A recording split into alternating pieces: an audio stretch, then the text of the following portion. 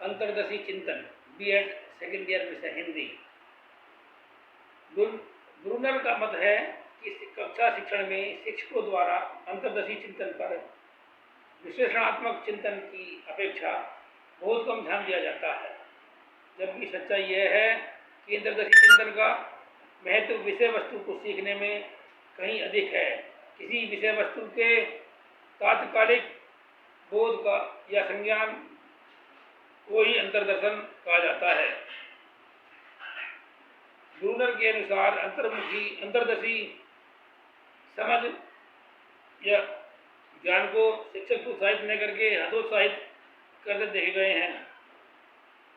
Brunner के शब्दों में अंतर्दर्शन से तात्पर्य ऐसे व्यवहार से होता है जिसमें अपने विश्लेषणात्मक उपायों पर बिना किसी तरह की निर्भरता दिखाए ही किसी परिस्थिति या समस्या की संरचना, अर्थ एवं महत्व से समझा जाता है। अक्सर देखा गया है कि शिक्षक छात्रों में विश्लेषणात्मक चिंतन पर अधिक बल डालते हैं। वे छात्रों को कोई समस्या के समाधान करने के लिए देते हैं और उसके तात्कालिक उत्तर देने के प्रयास को प्रोत्साहित नहीं करते, बल्कि उसे सोच समझकर एक एक कदम आगे बढ़कर समस्या का समाधान करने पर बल डालते हैं। दूसरे शब्दों में शिक्षक छात्रों में अंतर्दर्शी चिंतन को हतोत्साहित करते हैं तथा विश्लेषणात्मक चिंतन को प्रोत्साहित करते हैं। इससे कक्षा के शिक्षण को गति मंद हो जाती है। विषय विशेष की संरचना। ब्रूनर का मत है कि प्रत्येक विषय या पाठ के कुछ विशेष संप्रत्यय नियम तथा गतिविधियां होती हैं जिसे छात्रों को सीखना आवश्यक है, क्योंकि तभी वे उन चीज़ों का सही प्रयोग कर सकते हैं। इस तरह ब्रूनर का मत था कि प्रत्येक विषय की अपनी एक संरचना होती है और स्कूल के छात्रों के लिए इस संरचना को सीखना आवश्यक है। शिक्षकों को इन संरचनाओं को अर्थात उसके संप्रत्यय नियम एवं गतिविधियों को सिखाने पर अधिक बल डालना चाहिए। अन्वेषणात्मक सीखना। ब्रूनर ने इस बात पर बल दिया है कि कक्षा में किसी विषय पाठ या पाठ को सीखने की सबसे उत्तम विधि अन्वेषणात्मक सीखना है। दूसरे शब्दों में छात्र को किसी समस्या के विभिन्न पहलुओं पर स्वयं की आगमनात्मक चिंतन करके विषय से संबंधित संप्रतियों एवं संबंधों की खोज करनी चाहिए। साथ ही साथ वे अधिक दिनों तक याद रखे जाते हैं।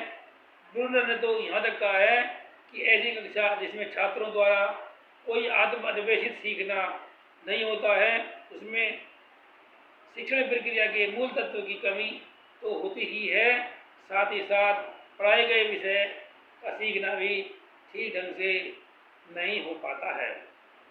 संबद्धता का महत्व। ब्रूनर के अनुसार स्कूल शिक्षण का सबसे महत्वपूर्ण लक्ष्य छात्रों को भविष्य में लाभ पहुंचाना होता है।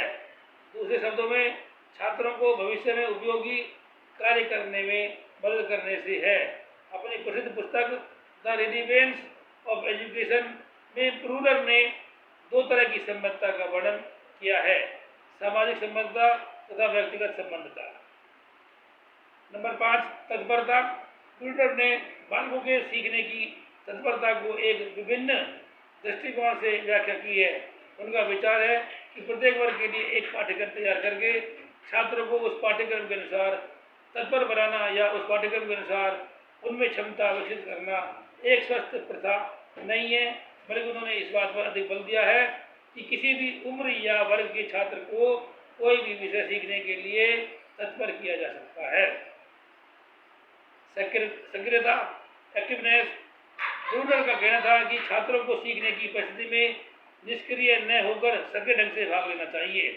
इसके दो लाभ होते हैं।